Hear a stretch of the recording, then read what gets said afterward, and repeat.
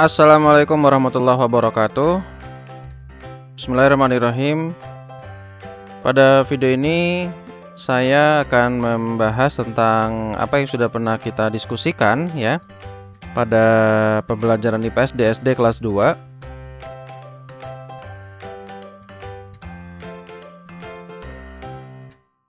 Oke, bahwa kita sudah pernah membahas yang berkaitan dengan merawat hewan dan tumbuhan ya.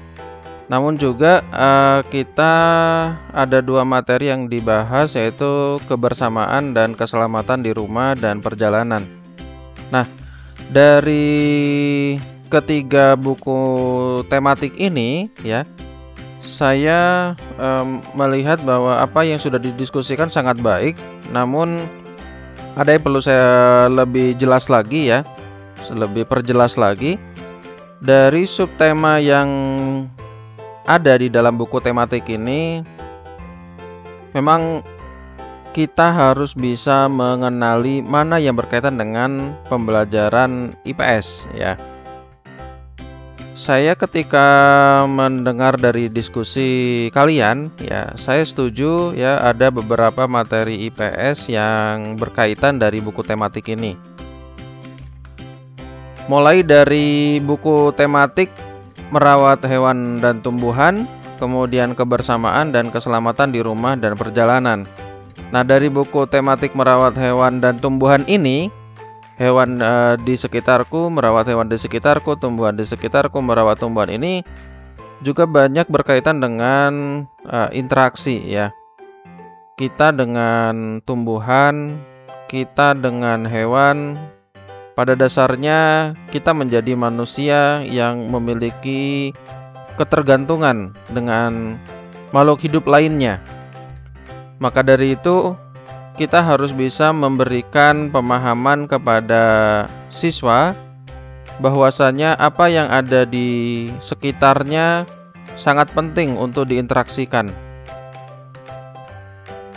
Kalau kalian pernah mendengar cerita dari hasil penelitian ya, atau pernah membaca dari hasil penelitian di Jepang ya, sudah pernah dilakukan penelitian ketika air yang didoakan dan air yang tidak didoakan.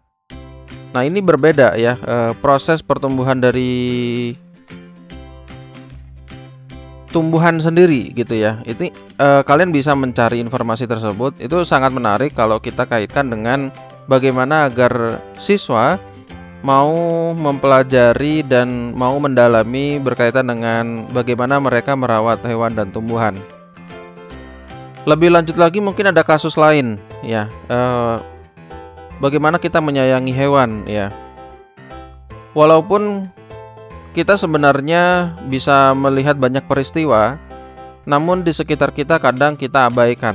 Maka dari itu kita harus bisa menumbuhkan semangat kita untuk merawat hewan dan tumbuhan yang ada di sekitar kita. Selanjutnya yang berkaitan dengan kebersamaan. Nah, kalau berkaitan dengan kebersamaan, saya yakin kalian semua sudah mengerti apa sih makna dari kebersamaan ya. Di dalamnya ada kasih sayang, di dalamnya ada kemauan untuk berbagi ya. Dan kita memiliki empati juga.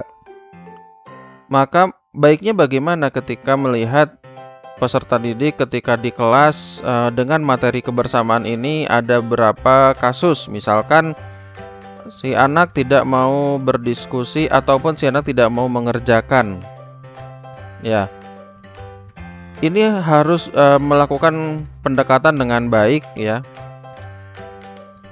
Dari sisi apa yang harus kita lakukan. Nah, pasti kita harus melihat apakah si anak ini masih cenderung introvert ya, tidak mau terbuka dan memang cenderung menyendiri. Maka kita harus mengajak agar si anak mau melihat bahwa situasinya jauh lebih baik, situasinya jauh lebih positif. Bagaimana kemudian di rumah? Nah, ini kan juga perlu diarahkan. Mereka mengenal saudara-saudaranya dan mereka mengenal bahwa di rumah penting agar mereka mau bersama dengan kedua orang tuanya dan saudara-saudaranya yang lain. Di sisi lain, ya, ketika mereka ada di tempat wisata. Nah, ini menarik jika dijadikan kajian dalam penelitian, ya. Bagaimana di tempat wisata kita melihat satu kebersamaan. Kalau kita melihat satu kumpulan, ya, atau misalkan komunitas, hanya saja kita melihat satu kebersamaan yang, ya, begitu, ya, mereka sudah mendapatkan instruksi. Nah, pentingnya instruksi inilah yang bisa disampaikan kepada anak. Nah, ketika seorang guru mengajak anak-anak untuk ke karya wisata, ya, maka sebaiknya kita arahkan mereka untuk mendapatkan instruksi terlebih dahulu. Karena instruksi inilah yang nantinya akan tumbuh semangat untuk bersama, ya. Nah, selanjutnya yang berkaitan dengan keselamatan di rumah dan perjalanan. Nah, ini menarik karena anak yang dalam usia di kelas 2, ya, di kelas 2 ini mereka mungkin saja tidak mendapatkan instruksi terkait dengan keselamatan, ya. Lebih-lebih kita lihat anak yang tidak menggunakan helm, ya, menggunakan helm sebagai satu pengaman, ya, agar pada saat kecelakaan, ya, kita masih menggunakan helm. Tapi di banyak kasus justru anak tidak diberikan helm, ya, padahal ini mengkhawatirkan, ya. Nah, makanya kenapa diarahkan agar kita harus bisa mengajak untuk keselamatan, ya. Manajemen keselamatan itu penting loh. Maka seorang guru harus mau untuk menyampaikan dengan baik berkaitan dengan keselamatan. Ada juga keselamatan, bagaimana aturan keselamatan di rumah, aturan keselamatan di perjalanan, ya. Kemudian menjaga keselamatan di rumah, menjaga keselamatan di perjalanan. Nah, kalau berkaitan dengan keselamatan di rumah bagaimana? Misalkan anak diinstruksikan agar tidak terlalu dekat dengan kontak listrik, ya, yang terbuka. Nah, itu juga penting. Nah, dari sini kita bisa mengilustrasikan, ya. Jadi produk yang bisa diberikan kepada anak pada saat pembelajaran, kita harus memberikan gambar-gambar, ya. Kita memberikan bisa juga menggunakan audiovisual. Nah, ini sangat penting.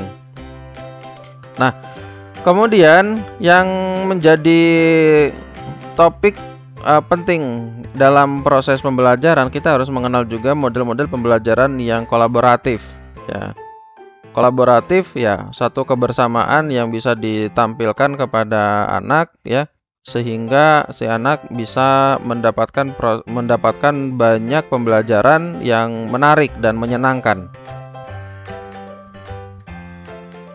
Oke, di sini saya tampilkan ada 10 model pembelajaran kolaboratif yang bisa disampaikan oleh seorang guru, ya.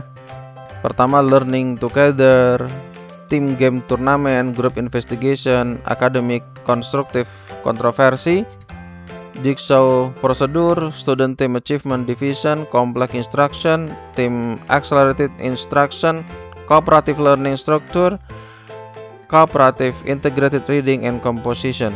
Nah, kalian bisa menggunakan model pembelajaran kolaboratif ini sebagai langkah yang maksimal, ya, sebagai langkah pembelajaran agar pada saat menyampaikan materi ketiga buku tematik ini bisa disampaikan dengan baik, ya. Terutama bagaimana kita menghadirkan proses pembelajaran yang menyenangkan untuk siswa, ya. Karena proses pembelajaran yang menyenangkan itu memang tidak mudah. Kita harus bisa melihat situasi, kita harus bisa menyampaikan dengan baik, terutama ketika anak harus mendapatkan materi yang menurut kita itu mudah, namun tentu sekali lagi kita tidak harus bisa menyampaikan bahwa ini adalah satu pembelajaran yang sulit, ya. Kita harus menyampaikan bahwa ini adalah pembelajaran yang menyenangkan.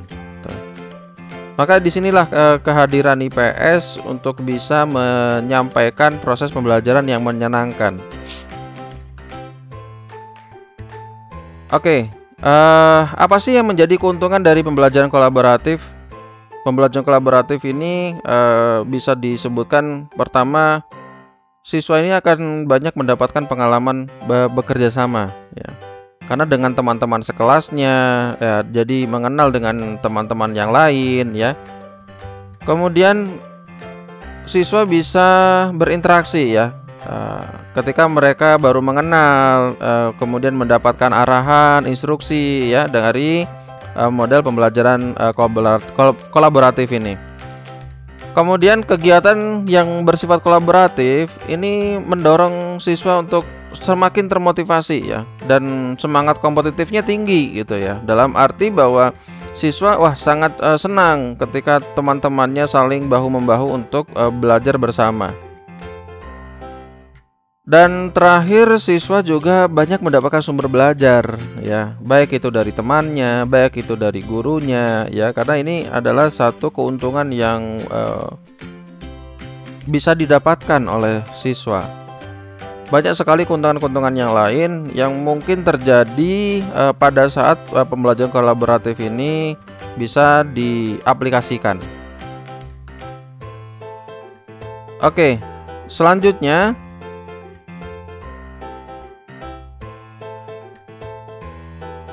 tugas resum, ya. Tugas resum seperti biasa, resum individu, ya. Kalian meresum dari buku tematik yang sudah kalian diskusikan.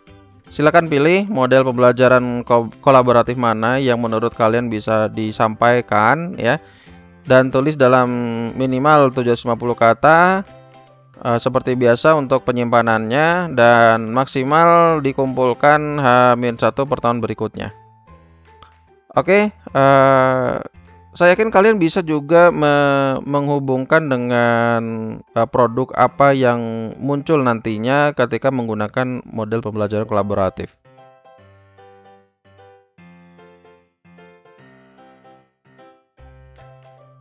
Oke. Nah, selamat mengerjakan tugas, ya. Semoga kalian bisa menghasilkan satu resum yang baik, dan saya tunggu hasilnya. Saya akhiri. Assalamualaikum warahmatullahi wabarakatuh.